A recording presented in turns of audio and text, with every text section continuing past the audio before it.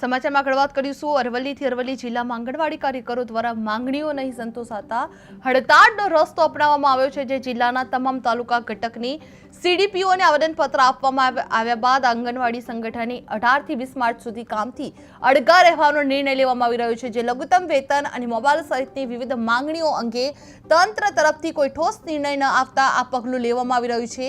જે સંગઠન દ્વારા જાણવા મળ્યું હતું જે 3 દિવસ સુધી આંગણવાડી કેન્દ્રોમાં તાળાબંધી રહેશે, સાથે જ માંગણીઓ નહીં સંતોષાય તો વધુ ઉગ્ર આંદોલન કરવાની પણ ચીમકી હાથ ધરવામાં આવી રહી છે। જે સંગઠનના આગેવાનો દ્વારા આપવામાં આવી હતી। જે આંગણવાડી કાર્યકરોની 3 દિવસની હડતાળ કરવામાં આવી છે। જે 18 થી 20 માર્ચ કામથી અડગા રહેવાની હડતાળ કરવામાં આવી રહી છે। જે લઘુત્તમ વેતન માંગને લઈને મુદ્દે વિરોધ નોંધવામાં આવી રહ્યો છે। જે 3 દિવસ કેન્દ્રો પર તાળાબંધી રહેશે। જે માંગ નહીં સંતોષાય તો ઉગ્ર આંદોલન કરવાની પણ ચીમકી ઉચ્ચારવામાં આવી રહી છે। જે સીડીપીઓને આવેદનપત્ર આપ્યા બાદ આંગણવાડી સંગઠને 18 થી 20 માર્ચ સુધી કામથી અડગા રહેવાનો નિર્ણય લેવામાં આવી રહ્યો છે। જે લઘુત્તમ વેતન અને મોબાઈલ સહિતની વિવિધ માંગણીઓ અંગે તંત્ર તરફથી કોઈ ઠોસ નિર્ણય ન આવતા આ પગલું લેવામાં આવી રહ્યું હોવાનું સંગઠન દ્વારા જાણવા મળી રહ્યું છે। જે આ 3 દિવસ સુધી આંગણવાડી કેન્દ્રોમાં તાળાબંધી રહેશે, સાથે જ માંગણીઓ નહીં સંતોષાય તો વધુ ઉગ્ર આંદોલન કરવાની પણ ચીમકી સંગઠનના આગેવાનો દ્વારા આપવામાં આવી રહી હતી। જે આંગણવાડી કાર્યકરોની 3 દિવસની હડતાળ કરવામાં આવી રહી છે।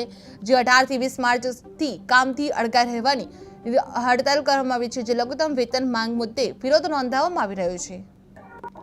નમસ્કાર, મારું નામ પરમાર ઉર્મિલાબેન કે આજે અમે ગુજરાત આંગણવાડી કર્મચારી સંગઠન તરફથી અમારા યુનિયને નિર્ણય કરેલો છે કે અમે તારીખ 5મી માર્ચથી જે ઓનલાઈનની કામગીરી બંધ કરેલી હતી તે આજ દિવસ સુધી સરકારશ્રીએ અમારા કોઈ પ્રશ્નોનું નિરાકરણ કરેલું નથી।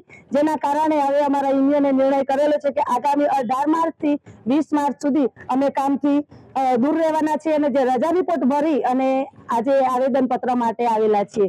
અમારી સરકારશ્રીને નમ્ર વિનંતી હતી કે જો તમારે અમારી જોડે મોબાઈલમાં કામગીરી કરાવી હોય તો 2022 થી તમે જે વાયદો કરેલો છે કે તમને મોબાઈલ આપવામાં આવશે તેની ગ્રાન્ટ પણ આપને ચૂકવાઈ ગયેલી હોવા છતાં આજ દિન સુધી કાર્યકર બહેનોને એક મોબાઈલ આપી શકતા નથી અને રોજે રોજ નવી નવી એપ્લિકેશનો લાવે છે।